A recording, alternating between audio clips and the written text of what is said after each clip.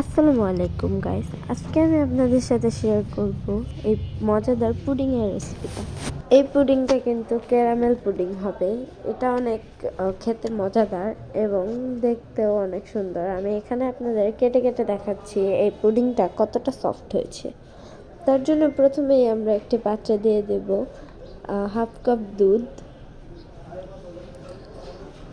তার সাথে দিয়ে দেবো একটি আস্ত ডিম। এখানে দুধ যতখানি নেবেন ডিমটাও ঠিক ততখানি নেওয়ার চেষ্টা করবেন। এখানে আমার ডিমটা হাফ কাপের একটু কম হয়েছে, তাই এখানে আমি 2 টেবিল চামচ কর্নফ্লাওয়ার নিয়েছি। এবার আমি এগুলোকে ভালোভাবে মিশিয়ে নেব। ডিমের কুসুমটা একদমই ভালোভাবে মেশাতে হবে।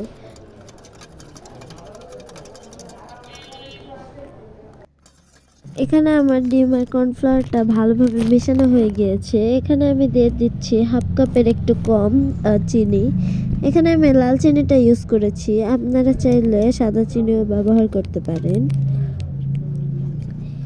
এবার ভালোভাবে মিশিয়ে নেব যতক্ষণ না পর্যন্ত চিনিটা পুরোপুরি গলে যাচ্ছে। চিনিটা পুরোপুরি গলে গিয়েছে। এবার আমি এখানে ক্যারামেল তৈরি করে নেব। তার জন্য একটি প্যান নিয়েছি। এই প্যানে দিয়ে দিচ্ছি পরিমাণ মতো চিনি। এখানেও আমি লাল চিনিটাই ব্যবহার করেছি, এতে কালারটা বেশি ভালো আসে।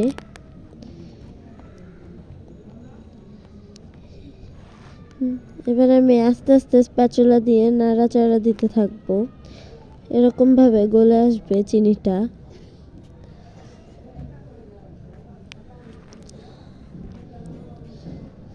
আমি ভালোভাবে নেড়ে চেড়ে চিনিটাকে গলিয়ে নেব।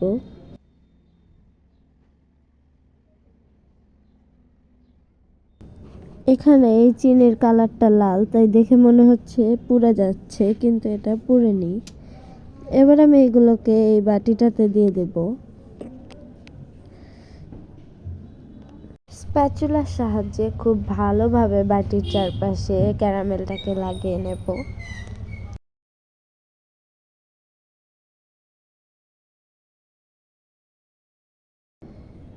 একটি ছাঁকনির সাহায্যে আমি এখানে ওই মিশ্রণটা ছেঁকে দিয়ে দেব, তাহলে আর দানা দানা থাকবে না, পুডিংটাও খুব সফট হবে।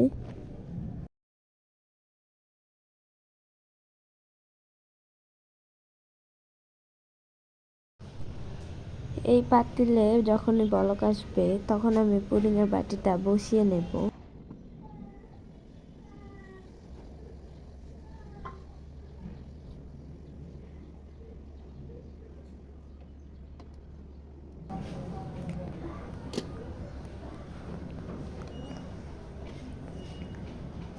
এখানে আমার ছোট পাত্রতে পুডিংটা ভালোভাবে জমছিল না, তাই আমি এখানে এই বড় পাত্রটা নিয়েছি এবং এটার উপরে একটি স্ট্যান্ড বসিয়ে তারপর পুডিংটা দিয়ে ঢেকে রেখেছি। আমার পুডিংটা সম্পূর্ণ তৈরি হয়ে গিয়েছে। এখন একটি কাঠি দিয়ে আপনাদেরকে দেখাচ্ছি। দেখতে পাচ্ছেন একটু কাঠিতে লেগে আসছে না, মানে পুডিংটা রেডি। তারপর এটা আমি চুলা থেকে নামিয়ে নিয়েছি। এই পুডিংটা আমি ফ্রিজে রাখছিলাম 1-2 ঘন্টার জন্য, আপনারাও রাখতে পারেন, তাহলে অনেক সুন্দর হবে। এবার আমি চারপাশ থেকে চাকু দিয়ে পুডিংয়ের সাইড দিয়ে আলগা করে নিচ্ছি। এবার আমি এই প্লেটে পুডিংটা ভালোভাবে বেড়ে নিয়েছি। এখন আমি আপনাদের কেটে দেখাচ্ছি কত সুন্দর হয়েছে, আপনারাই দেখতে পাচ্ছেন।